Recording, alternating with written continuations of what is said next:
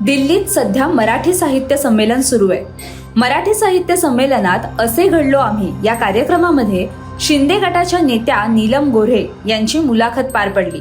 यावेळी नीलम गोऱ्हेंनी उद्धव ठाकरेंच्या शिवसेनेवर गंभीर आरोप केले. 2 मर्सिडीज घेऊन पक्षात प्रवेश दिला जायचा असे नीलम गोऱ्हे म्हणाल्या. गोऱ्हे यांच्या या वक्तव्यानंतर महाराष्ट्राच्या वर्तुळात पुन्हा एकदा खळबळ उडाली आहे. त्यांच्या मोठ्या दाव्यानंतर ठाकरेंच्या पक्षाचे प्रमुख उद्धव ठाकरे, खासदार संजय राऊत, नेते अंबादास दानवे या सर्वांनीच नीलम गोऱ्हेंना प्रत्युत्तर दिलंय. त्यात आता शिवसेनेच्या प्रवक्त्या सुषमा अंधारे यांनीही नीलम गोऱ्हेंना आपल्या खास शैलीत उत्तर दिलंय. नक्की सुषमा अंधारे काय म्हणाल्या पाहूयात. नीलम गोऱ्हे म्हटल्यानंतर तुम्हाला काय आठवतं? एखादी कादंबरी, त्यांनी लिहिलेला वैचारिक ग्रंथ, ललित लेखन, कविता संग्रह, गेला बाजार एखादा चारोळी संग्रह, त्यांची कोणती साहित्यकृती जास्त गाजली? हे सगळं विचारण्याचे कारण नुकत्याच झालेल्या साहित्य संमेलनामध्ये नीलम गोऱ्हे यांची एक मुलाखत झाली. राजकारण्यांना बोलावले ही साहित्यिकांची अपरिहार्यता आणि अगतिकताही झाली आहे. शिवाय राजकारणी लोकांनाही स्वतःला बुद्धिजीवी म्हणून प्रमाणित करून घेण्याची ही नामी संधी असते. त्यामुळे शासकीय खर्चाने होणाऱ्या साहित्य संमेलनातून स्वतःची पाठ थोपटून घ्यायची संधी सोडतील त्या नीलम गोऱ्हे कसल्या? तर नीलम गोऱ्हे साहित्य संमेलनात गेल्या. तिथे जाऊन साहित्याचे जतन, संवर्धन यावर त्यांनी काही बोलावे हे अपेक्षितच नाही, कारण आडात असेल तर पोहऱ्यात येईल ना. मग त्यांनी म्हटले, मी पक्षात असताना म्हणजे नीलम गोऱ्हे पक्षात असताना खूप आर्थिक व्यवहार चालायचे. मला मोठी गंमत वाटली. मला पक्षात येऊन 2-2.5 वर्ष झाली आहेत. नीलम गोऱ्हे त्याआधी 25-30 वर्ष होत्या. अनेक कर्तृत्ववान लोकांच्या संधी हिसकावून घेत 4 वेळा आमदारकी भोगली. 18 महिने 13 त्रिकाळ त्या मातोश्रीवरच पडीक असायच्या. मातोश्रीच्या गेटमधून कुणाला आज प्रवेश द्यायचा, कुणाला नाही द्यायचा, आज कुणाला भेटायला वेळ मिळेल नाही मिळेल, कुणाची नियुक्ती करायची, सभा संमेलनांना कुठे वेळ द्यायची हे ठरवणाऱ्या नीलम गोऱ्हे. आता त्यांच्या म्हणण्याप्रमाणे जर त्या पक्षात असताना आर्थिक व्यवहार चालायचे तर स्वाभाविक आहे की नियुक्त्या, नेमणुका, निवडणुकीची तिकीटं या सगळ्या प्रक्रियेत नीलम गोऱ्हे होत्या, म्हणजे हा सगळा पैसा नीलम गोऱ्हेंकडे येत असणार. काय केलं असेल त्यांनी एवढ्या पैशाचं? परदेशात एखादा बँक खाता असेलच की.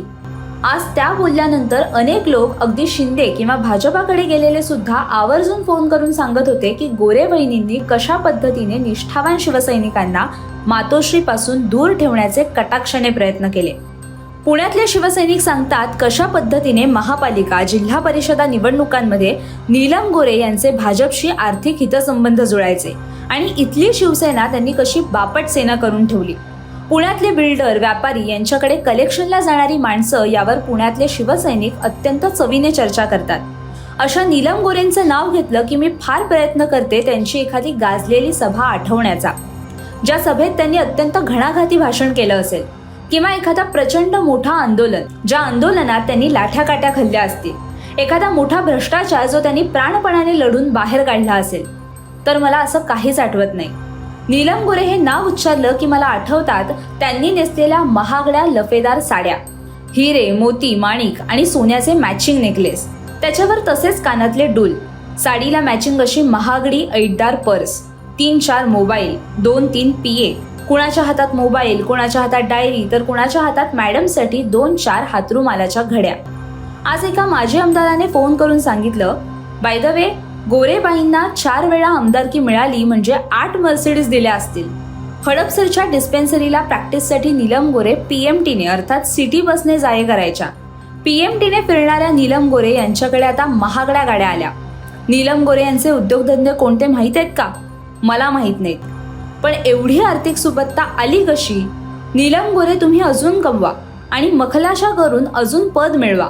पंजा पक्षाने तुमचं कर्तृत्व नसताना तुम्हाला मोठं केलंय, त्यांच्यावर बोलताना जरा तारतम्य बाळगा. इतकं खोटं लोकांना पचत नाही. टीप: नीलम गोऱ्हे यांच्या महागड्या साड्या आणि त्यावरचे मॅचिंग नेकलेस कानातले याचे मला आवडलेले काही डिझाईन्स मी शेअर केलेत. तुम्हाला कसे वाटतायत? तुम्हाला या सुषमा अंधारेंच्या पोस्टबद्दल काय वाटतं हे आम्हाला कमेंट करून नक्की कळवा आणि अशाच नवनवीन माहितीपूर्ण व्हिडिओजसाठी आणि बातम्यांच्या अपडेटसाठी माय महानगर लाईव्ह या चॅनेलला सबस्क्राईब करायला विसरू नका.